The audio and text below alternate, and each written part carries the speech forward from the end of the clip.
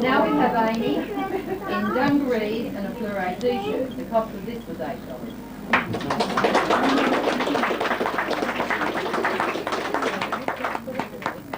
Very nice.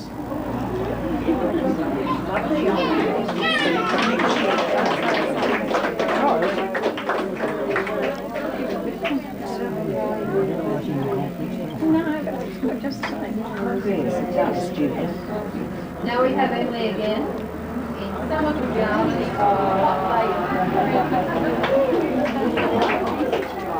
The cost of this was $3. This is all right, everybody's looking at me. I think she knows. Straight on to you.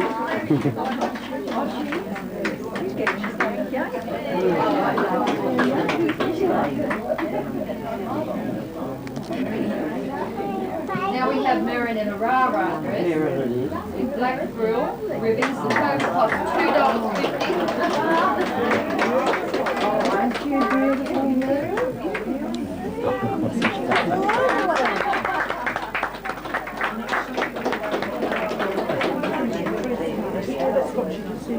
Hello, man. Hello.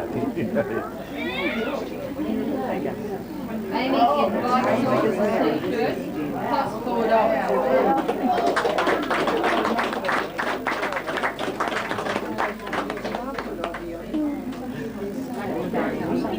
This is the whole thing, this is the point we're making today.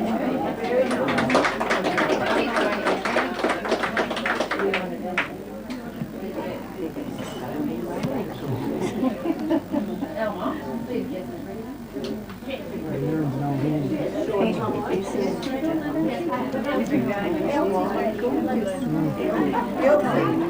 You're number 10, Elsie.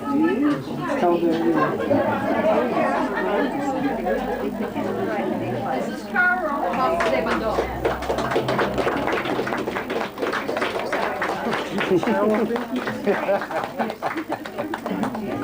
Good on you, Gesso. His friends have been doing very well. Sorry.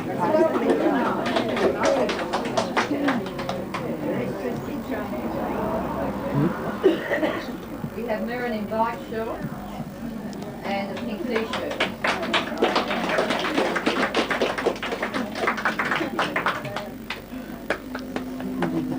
The cost of this was $2.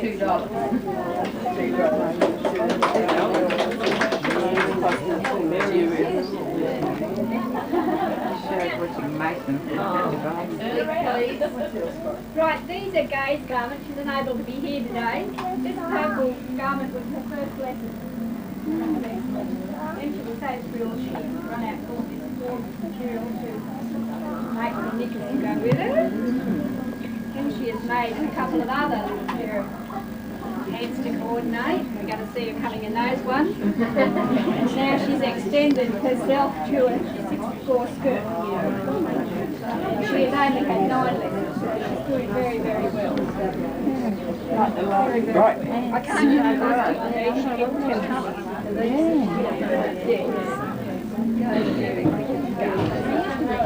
She's doing very, very well. I'll tell you.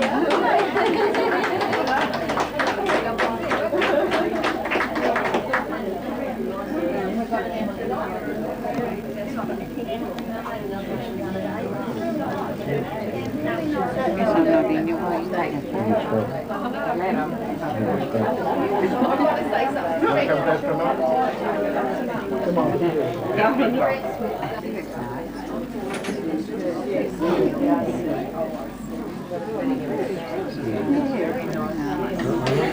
Can I have one of those chairs for the excuse me. Wouldn't be a model, but you've read what your table is. No, that's big. When you're a little bit big. Okay.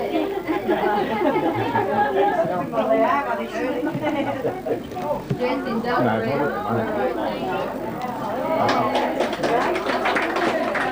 It's all right. Come on, Queen, sis. Yes, Charles.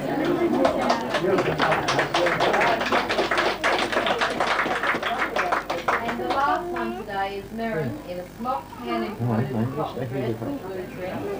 The total cost of this is $5. Beautiful, Mary.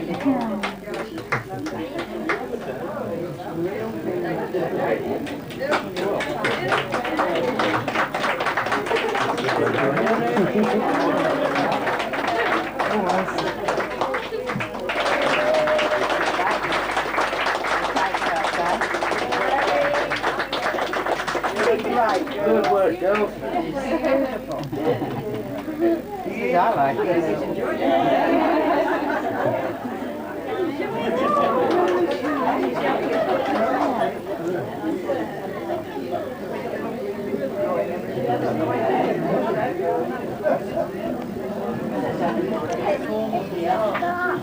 Quiet! That's why he's here, he's my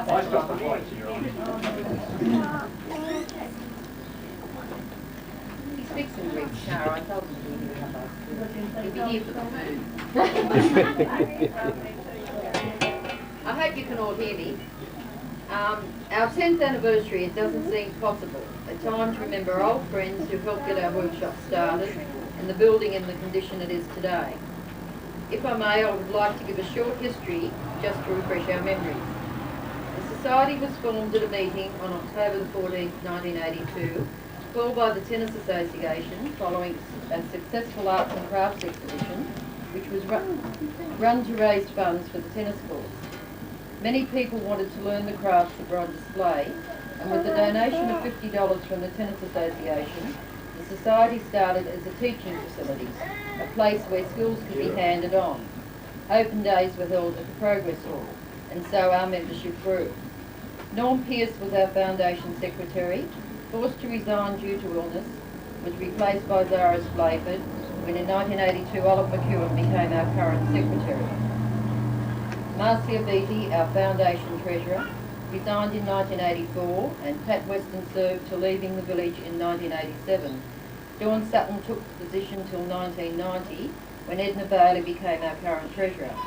While the committee has changed over the years, Enid McMurray, Zara Splayford and Joan Reid have been constant for 10 years. Joan also is our publicity officer. The council was approached for the use of the old fire station as permanent premises, and with the support of the Fire Brigade, Greg Watson and Paul Bland, permission was granted with the proviso that no money was to be spent on it.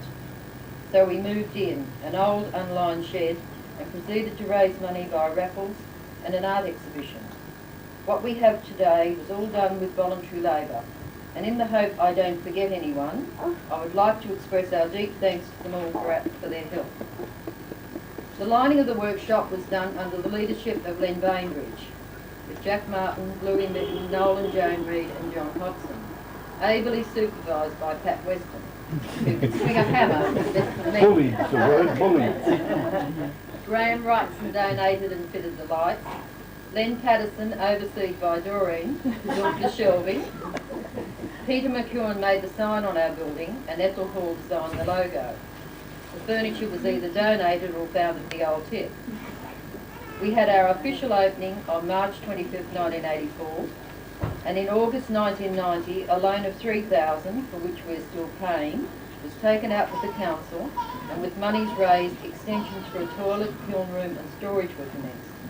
Supervised by Jack Martin, all work was carried out by local tradesmen at cost.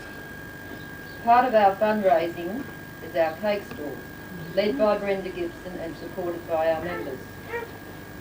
Over the years we have purchased an old kiln, rebuilt by Henry Nesvera, pottery wheels, painting easels and an extensive library for our members' use. We have provided an outlet for Louis Jams for Cheslong, sponsored a local football team and held a pottery afternoon for cancer patients from Canteen. The workshop was formed basically as a teaching facility, where our teachers give their time and expertise at no charge. They are Enid McMurray, Evelyn Rogers, Joan Reid, Elsie Polly and Olive McEwen. The workshop continues to grow and the concept has stayed the same, sharing our skills and imparting our knowledge, and also providing a great attraction for visitors. Thank you all for coming. May I now introduce Enid McMurray, our Vice President.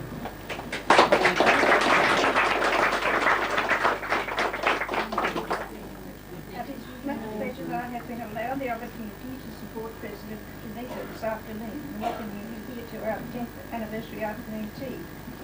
Janita has covered the history of the Currarong Arts Society, including friends and husbands who have been most supportive of the workshop over the years. But one person has not been mentioned. We must acknowledge and give credit to her for a sterling job well done. Now, who is this person that organises the repairs to a leaking roof, and we do get a leaking roof very often in heavy rain, had new guttering erected, new storage extensions, including our toilet facilities, and did we need them? PowerPoint installations, all sorts of, sorts out and negotiates lanes with council, contacts police and insurance people following our break-in, and not forgetting the great mess we had to clean up after the big wet a couple of years ago. It is no one else but our Foundation President Janita. Thank you, Janita, on behalf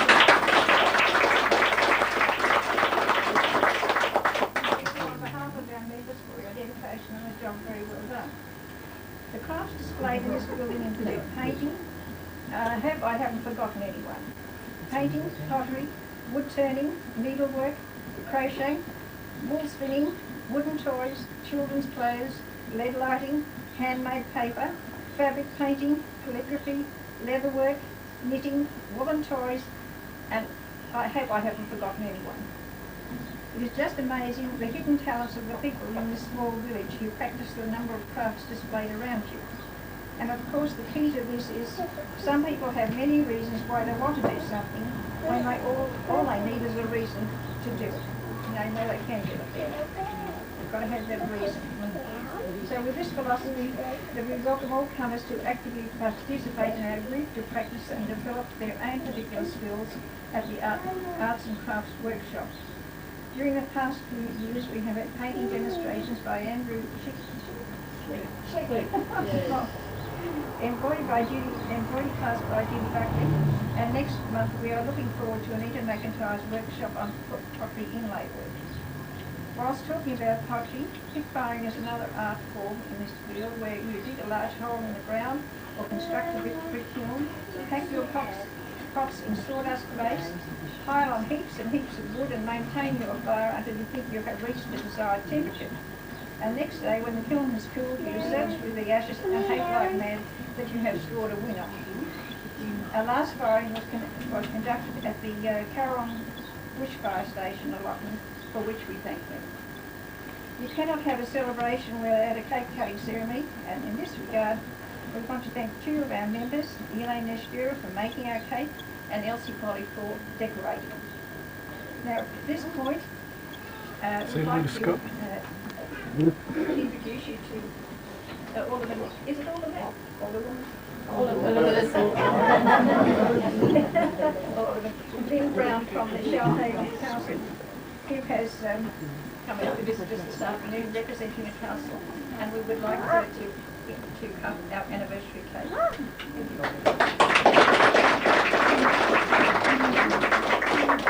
And after that, we'll invite you to have a cup of tea.